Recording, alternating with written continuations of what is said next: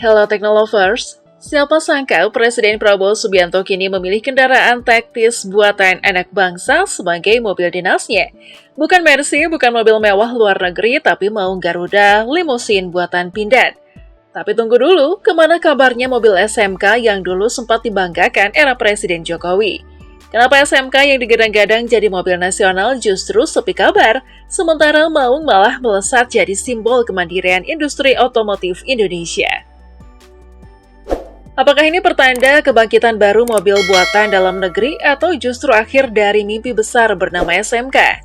Di video ini kita akan kupas tuntas perbedaan nasib dua mobil lokal, yang satu jadi kendaraan resmi presiden dan yang satu lagi nyaris terlupakan.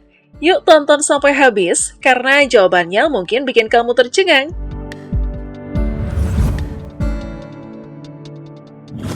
Presiden Republik Indonesia Prabowo Subianto membuat gebrakan unik sekaligus membanggakan dengan memilih kendaraan taktis buatan dalam negeri sebagai mobil kepresidenannya.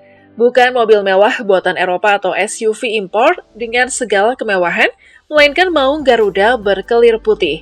Tepatnya tipe MV3 Garuda Limousine yang diproduksi oleh PT Pindad Persero, BUMN Kebanggaan Indonesia. Mobil Maung ini merupakan pengembangan dari varian sebelumnya, yakni MV1 dan MV2, yang awalnya memang dirancang sebagai kendaraan taktis untuk keperluan militer. Tapi kini Maung telah berevolusi menjadi simbol kekuatan dan kemandirian nasional, sekaligus menjadi kendaraan dinas nomor 1 di negeri ini. Secara teknis, Maung MV3 Garuda Limousine ini bukan kendaraan biasa. Di balik bodinya yang gagah, mobil ini ditenagai mesin bertenaga 202 PS atau setara 199 horsepower, lengkap dengan transmisi otomatis 8 percepatan, dan tentu saja fitur keamanannya sudah mumpuni, mulai dari kaca anti peluru, bodi tahan amunisi, hingga ban yang tetap bisa melaju meski dalam kondisi bocor di tengah perjalanan. Benar-benar kendaraan tempur berwujud limusin. Langkah Prabowo memilih mobil Maung bukan cuma soal gaya atau preferensi pribadi, ini adalah pernyataan politik sekaligus simbol komitmen untuk mendukung produk dalam negeri. Presiden Prabowo bahkan mendorong para menteri hingga pejabat tinggi negara lainnya di Kabinet Merah Putih agar ikut menggunakan mobil Maung sebagai kendaraan dinas mereka. Tentu saja langkah ini menuai beragam respon, salah satunya datang dari pengamat politik, Ujang Komarudin. Menurutnya, keputusan Prabowo menggunakan Maung bukan sekedar gimmick atau pencitraan semata. Justru sebaliknya, ini adalah bentuk komitmen serius yang dimulai dari atas, dari sang presiden sendiri.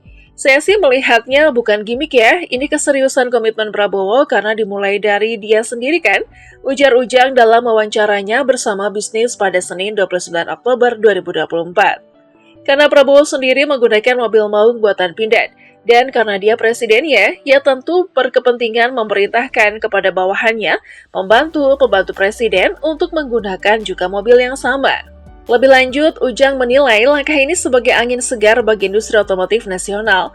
Dengan digunakannya Maung sebagai kendaraan resmi pejabat negara, ini bisa jadi titik awal kebangkitan mobil nasional buatan anak bangsa.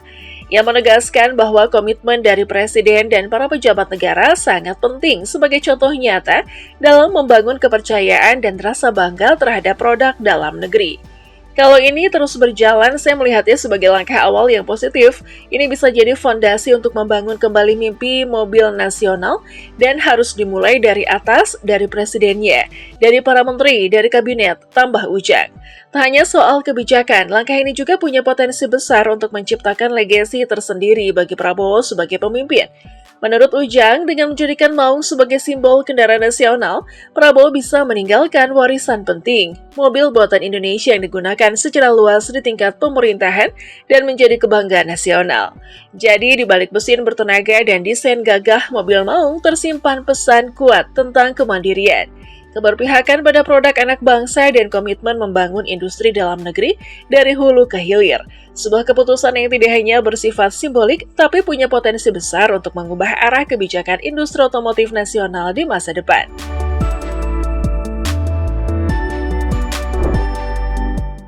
Lantas, gimana kabar mobil buatan dalam negeri lainnya, yaitu SMK? Nah, kalau mobil maung buatan Pindad sedang naik daun karena digunakan langsung oleh Presiden Prabowo sebagai kendaraan dinas. Nasib SMK justru sebaliknya. Mobil yang sempat menjadi sorotan publik di awal masa kepemimpinan Presiden Jokowi itu kini justru seperti tenggelam dan kehilangan arah. Pengamat politik Ujang Komarudin ikut memberikan pandangannya soal ini. Ia menyebut bahwa SMK memang identik dengan era Presiden ke-7 Joko Widodo. Dulu Jokowi sempat menggunakan SMK sebagai mobil dinas saat masih menjabat wali kota Surakarta. Bahkan mobil ini sempat digadang-gadang bakal menjadi cikal bakal kebangkitan mobil nasional. Tapi kenyataannya dalam 10 tahun masa pemerintahan Jokowi, SMK belum juga menunjukkan perkembangan yang signifikan. Alih-alih berkembang menjadi ikon industri otomotif nasional, SMK justru terkesan stagnan. Kalau SMK ini kan eranya Jokowi, gagasannya Jokowi, tapi di masa Jokowi yang 10 tahun aja masih susah menjadi mobil nasional. Apalagi sekarang Jokowi sudah lengser, sudah nggak jadi presiden.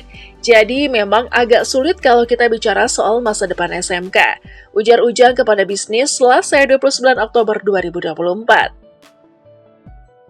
Menurut Ujang, SMK sebenarnya punya potensi untuk menjadi rintisan mobil nasional yang sukses. Tapi sayangnya, dukungan dari pemerintah selama ini belum maksimal, padahal jika ada kemauan politik yang kuat, bukan hal mustahil bagi SMK untuk menarik investor, termasuk dari kalangan pengusaha dalam negeri. Orang di dalam negeri juga banyak yang kaya kok, banyak pengusaha besar di Indonesia yang bisa aja invest di SMK. Asal ada dukungan nyata dari pemerintah, seharusnya ini bukan hal yang sulit, tandasnya. Buat yang belum tahu, SMK pertama kali diperkenalkan ke publik pada tahun 2011 oleh PT Solo Manufaktur Kreasi. Fokus utamanya memang bukan kendaraan militer seperti Maung, tapi lebih ke kendaraan penumpang dan komersial, buat transportasi umum atau angkutan barang. Asal-usul SMK sendiri cukup menarik. Mobil ini lahir dari sebuah proyek pendidikan yang digagas oleh Sukyat bersama para siswa SMK jurusan otomotif di Solo pada tahun 2009. Waktu itu mereka membuat prototipe mobil bernama Raja Wali, dan dari sanalah SMK berkembang hingga akhirnya diproduksi massal. Sempat beberapa instansi pemerintahan memesan SMK sebagai kendaraan operasional, tapi sayangnya gaungnya kemudian meredup.